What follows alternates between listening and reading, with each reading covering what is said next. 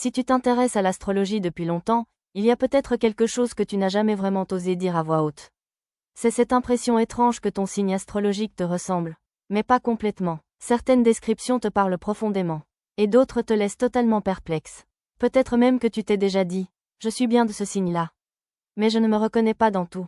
Et tu sais quoi? Ce doute est parfaitement légitime.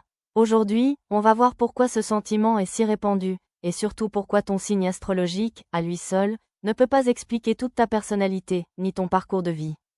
Et non, ça ne veut pas dire que l'astrologie est fausse. Ça veut dire qu'elle est incomplète quand on l'utilise seule. Le rôle réel du signe astrologique. Ton signe astrologique représente une énergie de base. C'est un peu comme ton moteur intérieur.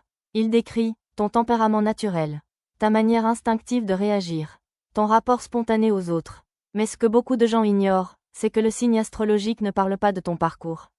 Deux personnes du même signe peuvent fonctionner de manière similaire, mais vivre des vies totalement différentes. Et c'est normal, le signe te dit comment tu fonctionnes, mais il ne te dit pas ce que la vie va te demander d'apprendre. C'est la différence entre ton mode d'emploi et ton itinéraire. Pourquoi tant de personnes ne se reconnaissent pas? Beaucoup de personnes pensent que si elles ne se reconnaissent pas dans leur signe, c'est qu'elles ont raté quelque chose. En réalité, elles ont surtout intuitivement compris qu'il manquait une information essentielle. Parce que tu n'es pas figé. Tu évolues. Tu traverses des étapes, des crises, des répétitions. Et ces répétitions ne viennent pas de ton caractère, mais de ta structure de vie. C'est pour ça que certaines personnes disent « J'ai toujours les mêmes problèmes, peu importe ce que je fais ». Ce n'est pas une fatalité. C'est un chemin. Est-ce que tu as déjà eu cette sensation de revivre les mêmes situations, sous des formes différentes? Ce que le signe astro ne peut pas expliquer. Ton signe astrologique ne peut pas expliquer pourquoi certaines leçons reviennent sans cesse.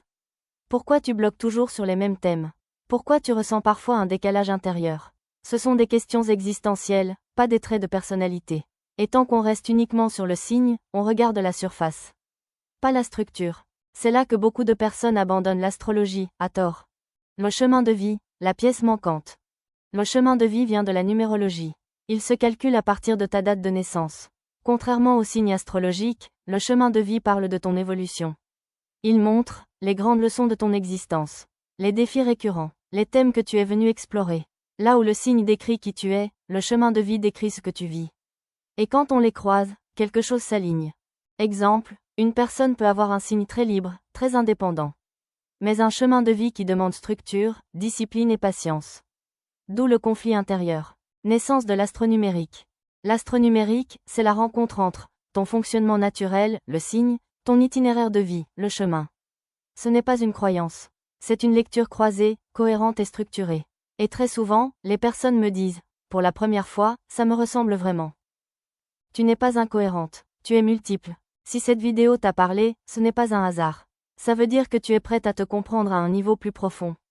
Dans la prochaine vidéo, on va comparer directement le signe astrologique et le chemin de vie, pour voir qui influence quoi, et comment ils travaillent ensemble.